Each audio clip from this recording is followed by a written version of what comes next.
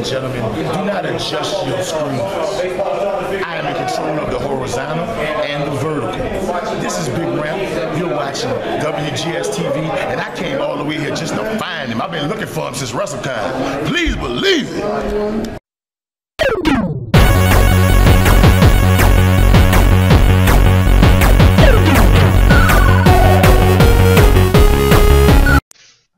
You have warped your way into another episode of WGS-TV right here on YouTube.com/WrestleGamer. I'm the WrestleGamer, Double B, Billy Boudreaux, and this is going to be the Monday Night Raw review for the week of May 11th, 2015. Let me go ahead and introduce the panel for this week's Monday Night Raw review. First off, ladies and gentlemen, he is the host of Hardcore Wrestling Radio himself, the hardcore one, Rick Head. Rick, how you doing?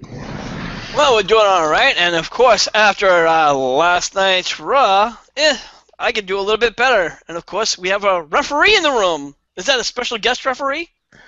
Yes, ladies and gentlemen, James in the Bang Easy is here dressed in his referee garb. Referee James, how you doing? I have a quick question, to be honest. How the hell do they do the tag team title match inside an elimination chamber? That's a good question. That's definitely a good question, and we might address that either on the Raw review or possibly in another video. But let's go ahead and get to Monday Night Raw.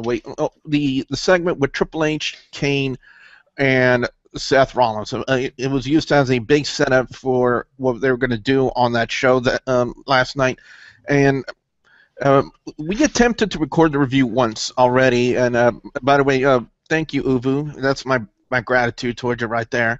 And we all agreed that Triple H still has it when it comes to cutting promos, Rick, especially when it comes to the comedic side of it, especially when it came to him, Jamie Noble, and JJ Security. I thought that was hilarious. Absolutely. You know, a lot of people think that Triple H is trying to steal the limelight in some aspects, and to a point that is very true. But, you know, that opening segment, I thought it was just going to be a very bland segment where they're going to set up matches, and to a point that was true. But when he walked up to JJ Security and those two just clashed, and of course Triple H was just mocking them and picking on them, I busted out laughing, and I'm like, yeah, that was a 5-star moment for me. Yeah, definitely. And the fact of the matter is he put Dean Ambrose in a 2-on-1 handicap match against J&J Security, and then. Yeah, my twin sister said that was a funny one. And what would have been even more ridiculous is the fact that, you know, if they would have put J&J Security over on Dean Ambrose, that would have been a mistake on 2 reasons. The first one, they're in Cincinnati, Dean Ambrose's hometown. And secondly, with Payback, this being the Payback Go-Home show, and Dean Ambrose involved in the championship match, to have J&J Security go over on him really would have looked ridiculous, in my opinion, and would have been a terrible, terrible mistake, but they didn't go that route. They went the route of Dean Ambrose hitting the Dirty Deeds on JB Noble to pick up the win, so I think that was the right decision right there as it pertains to Dean Ambrose. King, Barrett, and Dolph Ziggler.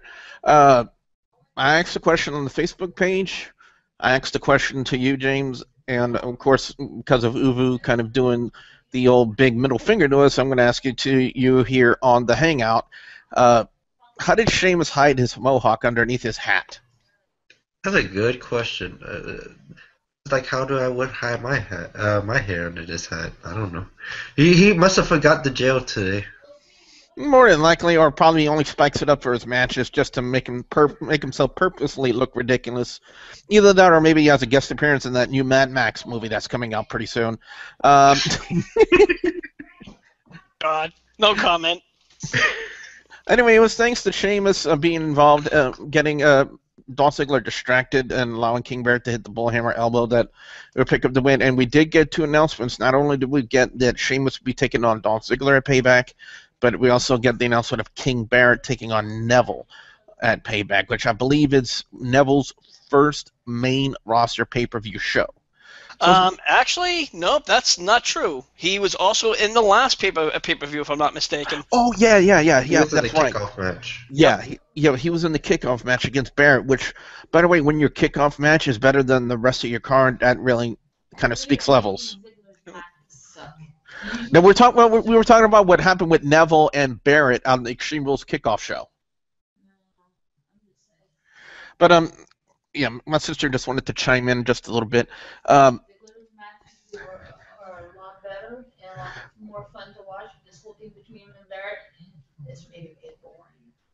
All right. Anyway, Erick, Rowan, and Fandango. Now we did get the realization that they put not Fandango. Rowan and Harper back together, which to me was a good move in my opinion.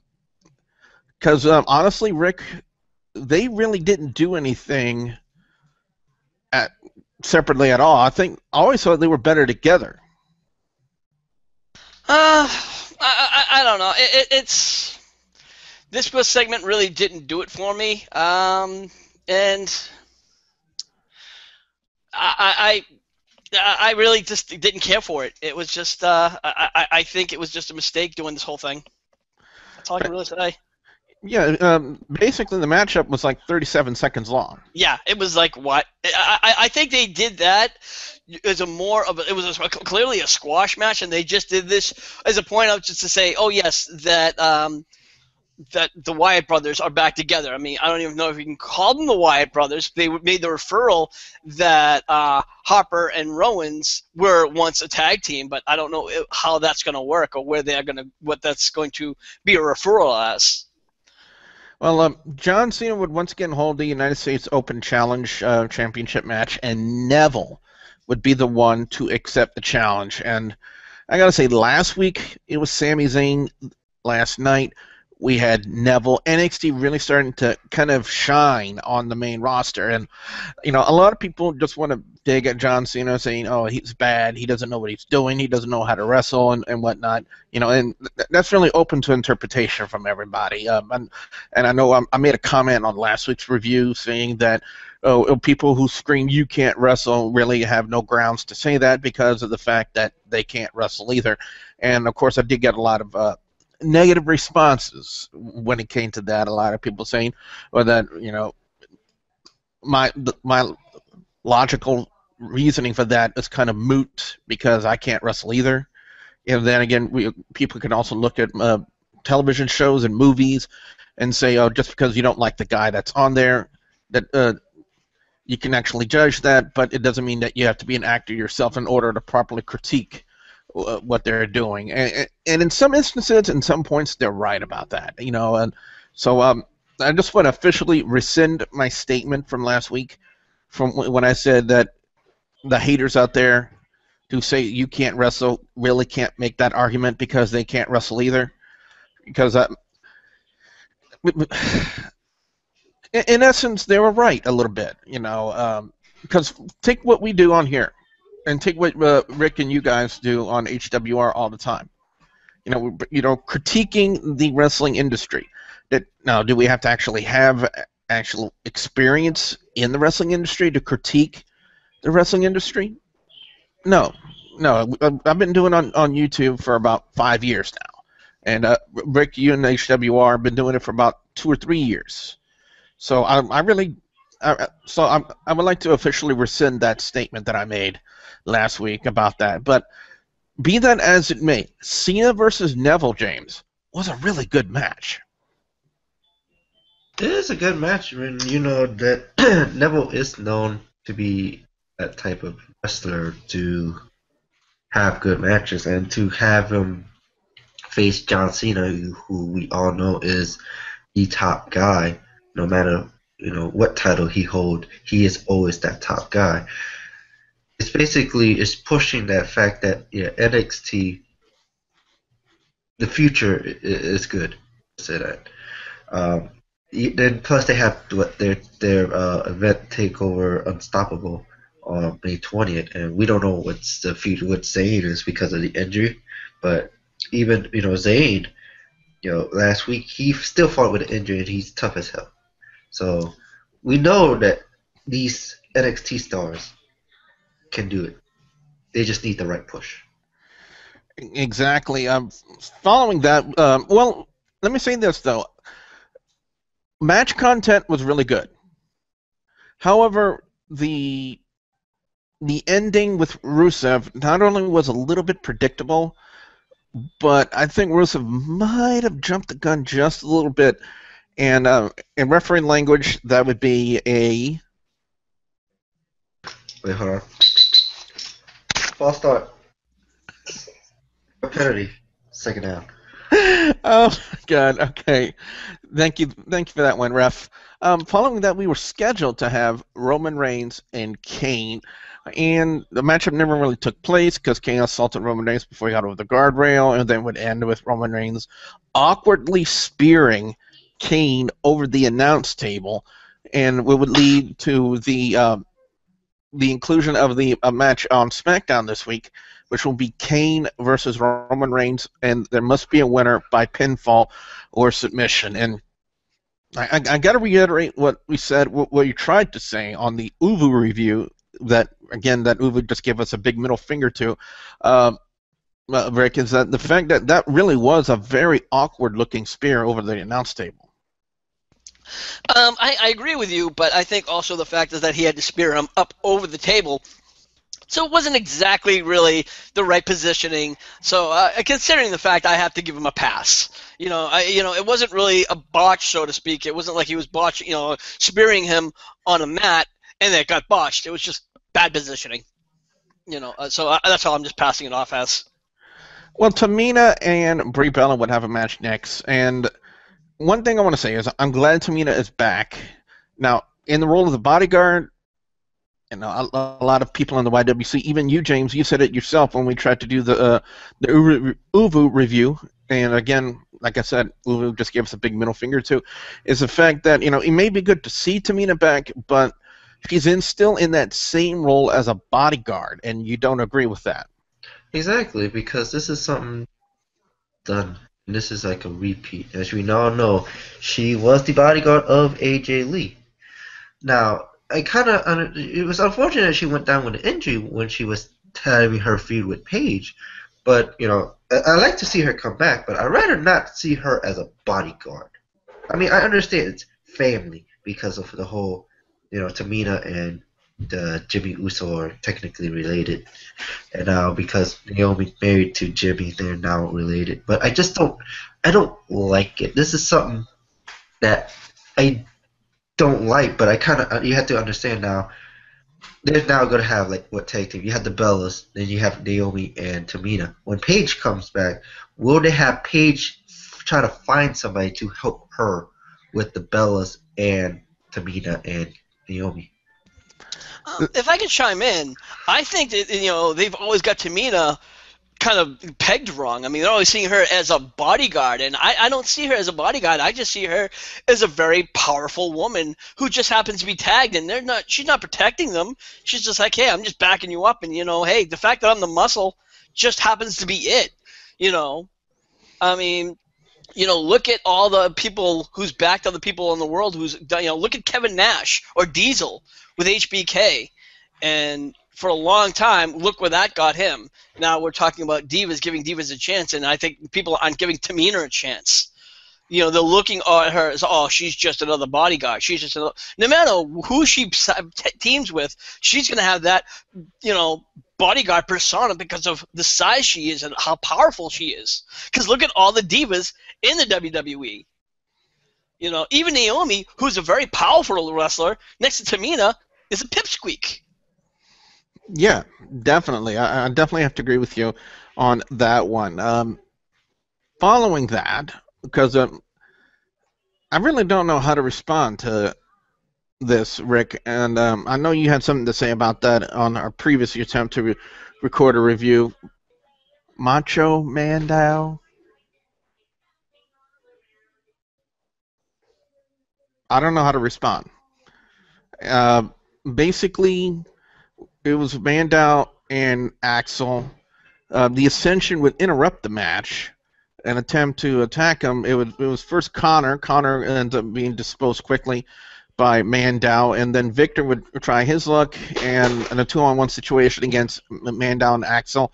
And Axel did the Axelmania leg drop, and then Mandow would attempt to do the elbow drop, and Connor would pull him to safety, and then we get basically a rehashing of the new Mega Powers, and at Payback Kickoff, is going to be the Ascension taking on both Mandow and Axel. And James, what do you think when you look at this? Here's a tweet that Damian Sandow just tweeted 53 minutes ago. He says, "And to my critics in and out of WWE, remember, I'm the guy that made a stunt double, played the hand you're dealt with, go forward." So, I mean, I understand. It doesn't feel right that they're playing the whole, "oh yeah, mega power, Macho win," or type stuff. I just feel like, you know, it's going the wrong way. And this is what we talked about in that call, was that the dude did giving Sandow, basically they're going words with him, and we feel like it's going the wrong way. Just feel like, well, let's see how this works. And if we don't like it, we don't like it. I don't want to see the mini powers collide. The mini power. The mini powers didn't collide. They just had to be interrupted by the elderly crack babies, as you say. Oh God! Following that, we would have the segment with Daniel Bryan relinquishing the Intercontinental Championship.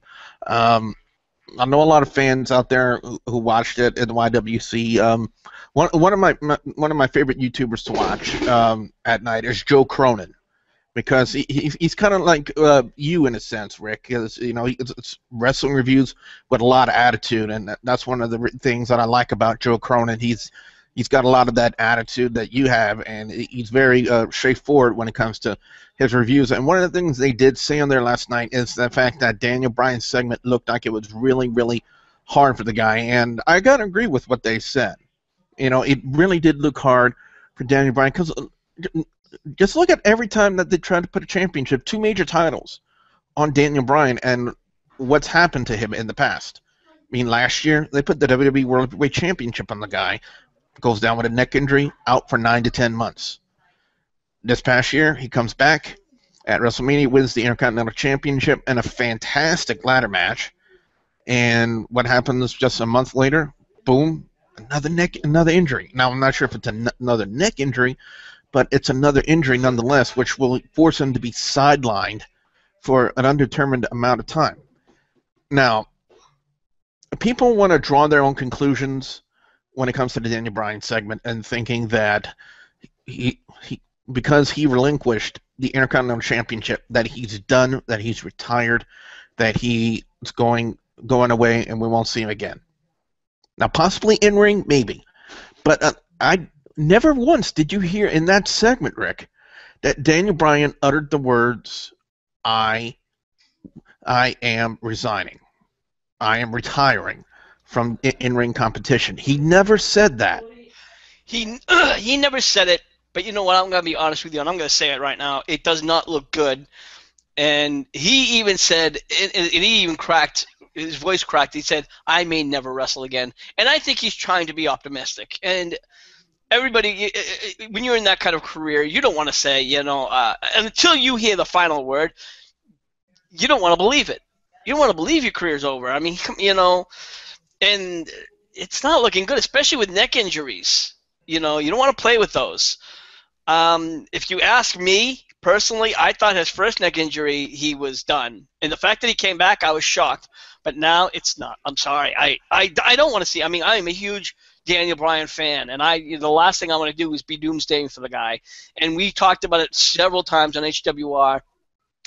Joseph Knight, who's on our show constantly, said, hey, you know, maybe they're just doing, you know, kind of getting like, you know, like sob story. So this is a sob story drawing for the guy. And I'm like, I don't think so. And I really think this could very well be the end of his wrestling career. Do I think he's done in the WWE? Absolutely not. There's so much he can do in the WWE now with the Performance Center. He could do, you know, interviews. Not only just that, but it was very interesting you brought that up when they make the casting release for Tough Enough. Exactly. Yeah, he's on there as one of the trainers. So his career. No. He's not a trainer. He's a panelist, which means he's going to be talking. Okay, but the point is his career is far from over, one way or another, but I don't think he'll be wrestling. And that's just my opinion. I could be wrong, and I hope I am wrong. But that's just my thoughts. He's really developed to be more than just an in-ring guy. Ever since he came into the WWE, he's really evolved beyond that, basically to be a really good on-air talent. Now, what that means is you don't necessarily have to be active in the ring to actually contribute to the show and being a good on-air talent. I mean, think about Triple H. 95% of the time, he's not wrestling anymore, but he's still a good on-air talent in WWE, and he's really cemented his place, not just because he's banging the boss's daughter. But anyway, Cesaro and Big E would be up next, and we would get the announcement at Payback. It would be a 2 out of 3 falls match for the Tag Team Championship. Tyson Kidd and Cesaro taking on the New Day. Cesaro would use a little bit of a unique pinning combination to pick up the win, almost like a octopus stretch pin. In a sense, it was something I haven't seen before, but it was something that was like somewhat similar to that. But I think what took my breath away a little bit, James, was Natalia's outfit. She's been wearing that outfit for a while, so yeah, I'm not surprised. But yeah, she was kind of like, pow! It's right out there, if you know what I mean. Yeah, dominator with a yeah. That's pretty much what it was.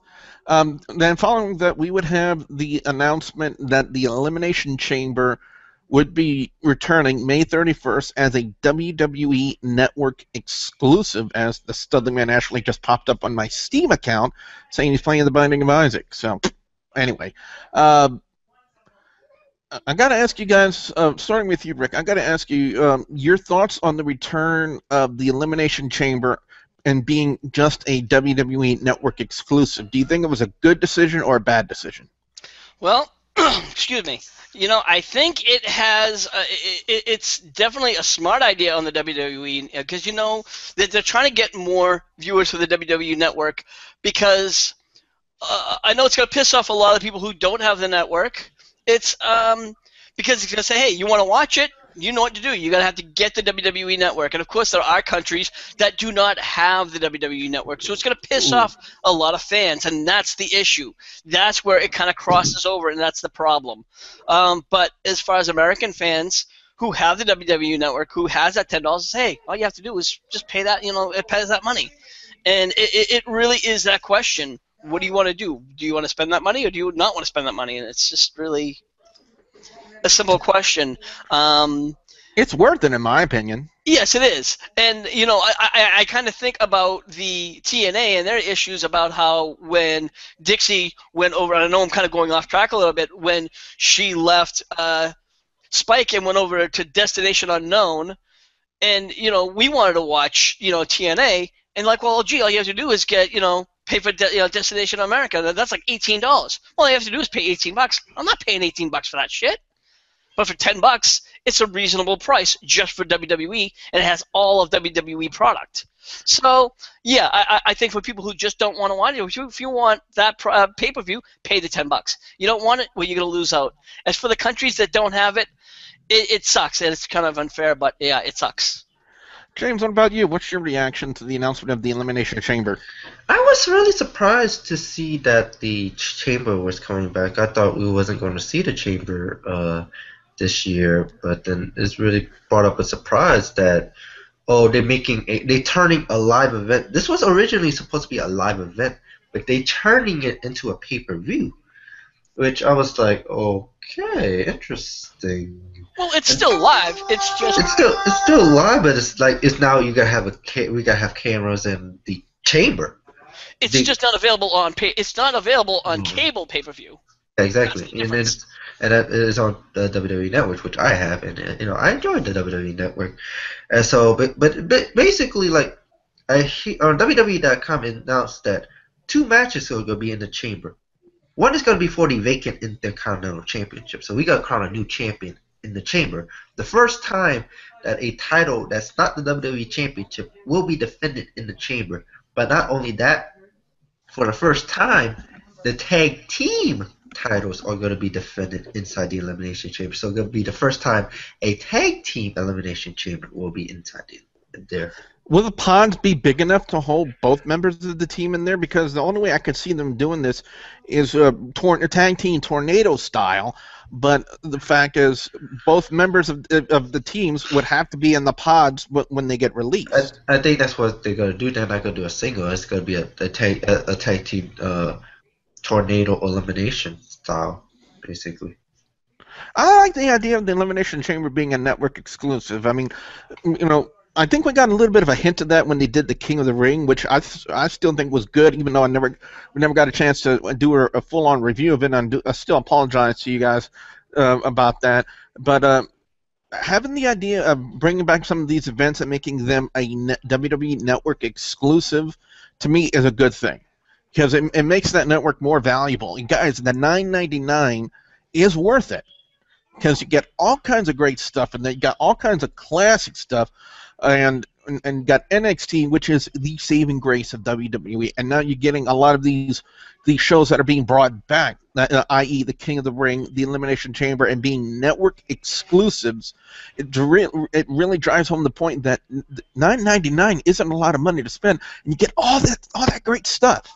WWE Network can't be free all the time. They did it the past 2 months.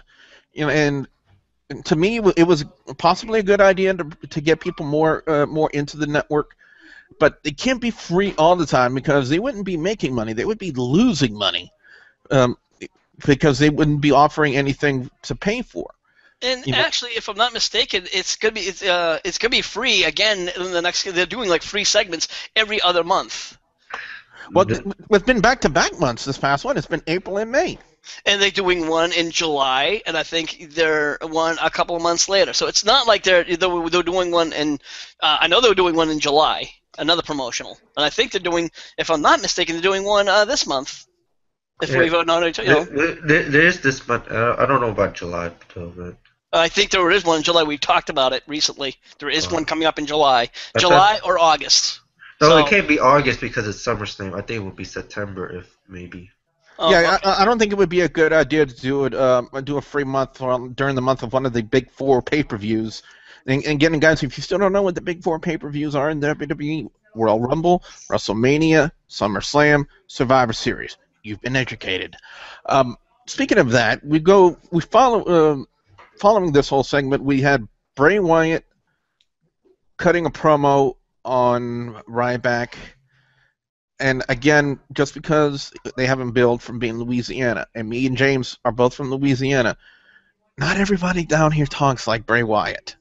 We don't talk in cryptic style promos, and that's exactly what we always get out of Bray Wyatt, is these cryptic style promos over and over again. And that was something that you addressed last week on the review, Rick, is about how these promos are like so repetitive and boring.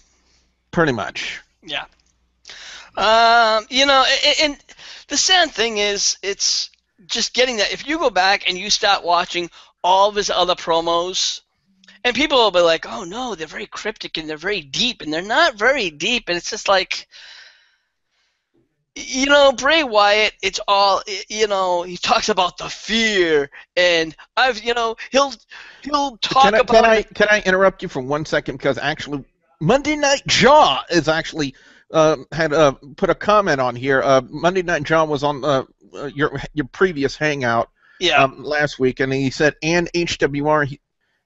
He says, "Sup, WrestleGamer and HWR. Jaw, if you're watching this, remember that we work in conjunction with each other. We've been friends for many, many years, so that's why we work together on and promote what we both are doing on both channels. So that's why he's on here, and sometimes I'm on there, and that's how it kind of works. But I do apologize. Rick, back to your point. As I was saying about it, it's just he really does talk about like the darkness and fear, and what he'll do is when he talks about his opponent, whoever it is, he'll add in their little timeline to spin it in.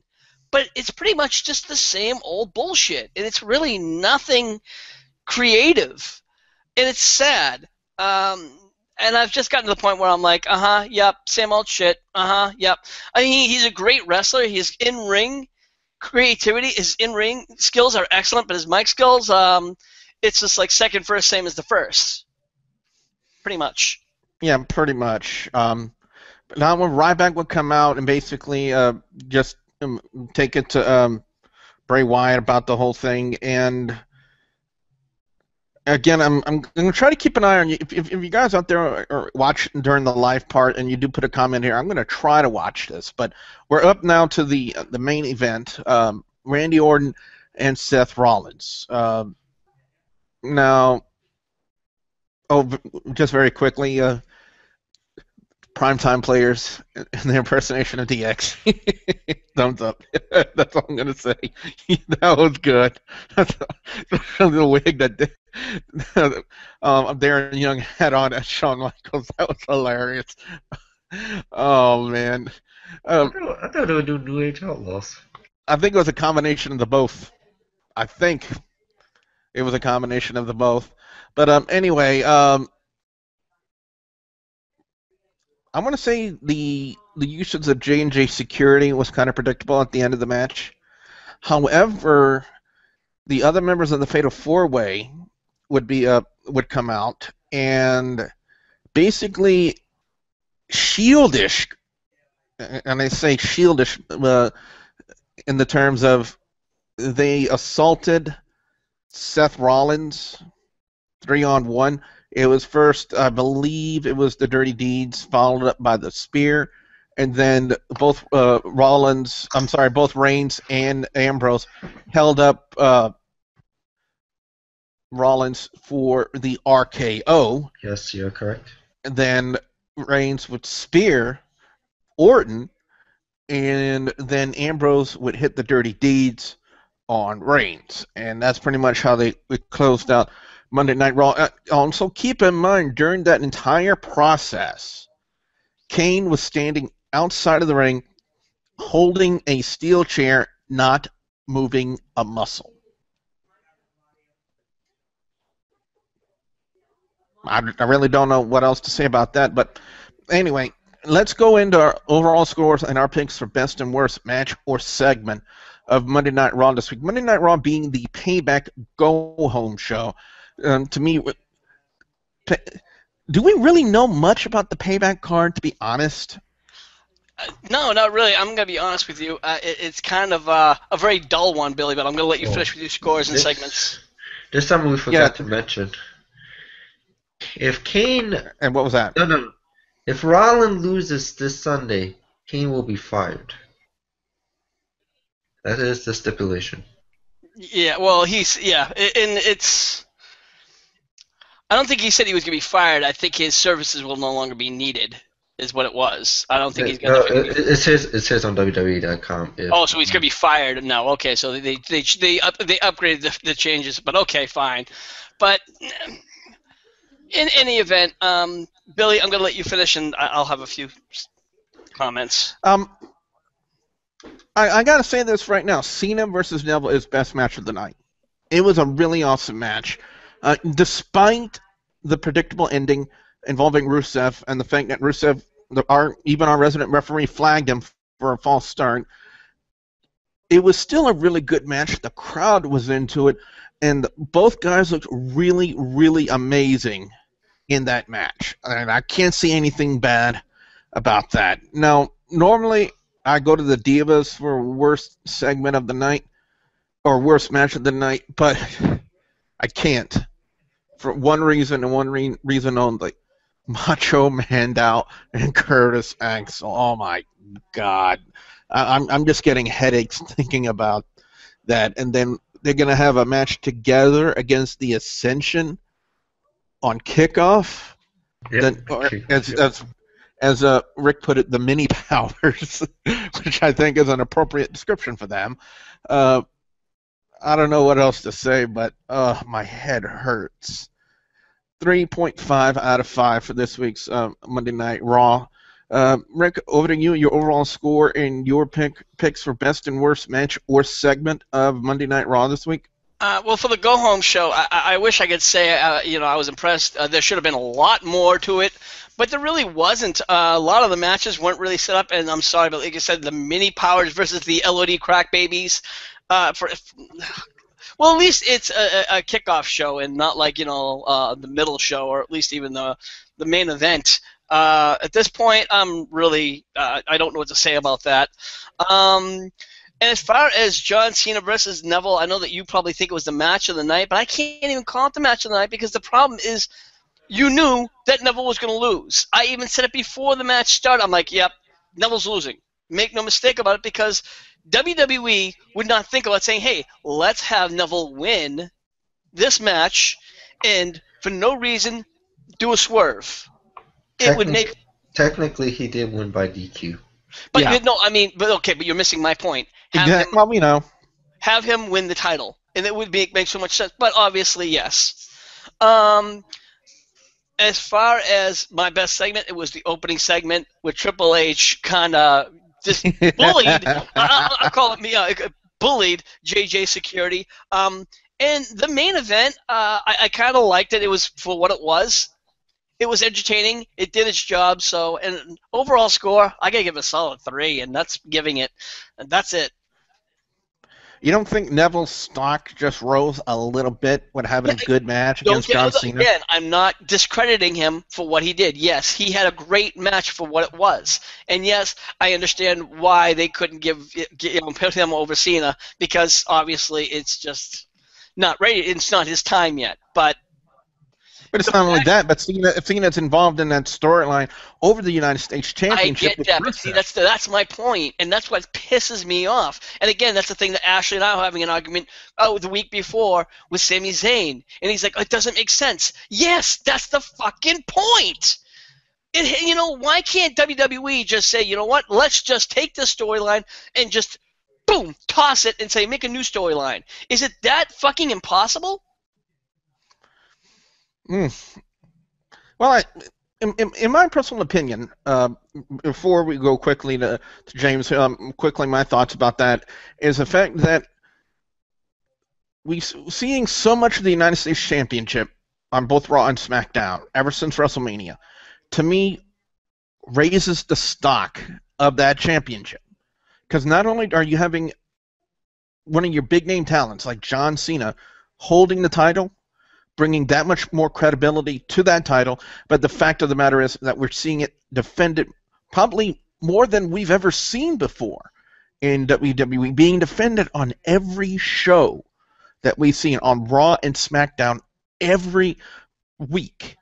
Really, really raises the stock value, in my opinion, of the United States Championship. And even though, yes, we knew that Cena wasn't going to lose it, but the fact of the matter is we were seeing more of the title. We were seeing it being defended more than we've ever seen before in WWE. I would think probably ever in its history. I mean, Dean Ambrose held the United States Championship for the longest time. How many times did he defend it? Twice? 3 times? And how many times has Cena defended it? About every week since WrestleMania. Twice. So I think the fact is it doesn't matter, that they're keeping the title on Cena, because we knew that every time there was going to be a championship match that Cena was going to retain it. But the fact of the matter is we were seeing the title, we were seeing it being defended, and we were seeing more of it than we've ever seen before. To me, is what the point of WWE Creative was trying to put there by putting the championship back on John Cena, because for the longest time we said that the United States Championship was really just falling out, and it really wasn't being considered to be a major title in WWE. But now that they put that title on John Cena, and he's defending it every week, twice, on Raw and SmackDown, really raises the stock value of it. And I think that's what WWE was trying to do, has been trying to do. Now, if they put the title back on Rusev, the title would be more credible because of the fact that we've seen it being defended. And let's be honest, if we don't see a title, if we don't see a title being defended on like Raw or SmackDown, if we don't see it for the longest time, we kind of forget about it. Because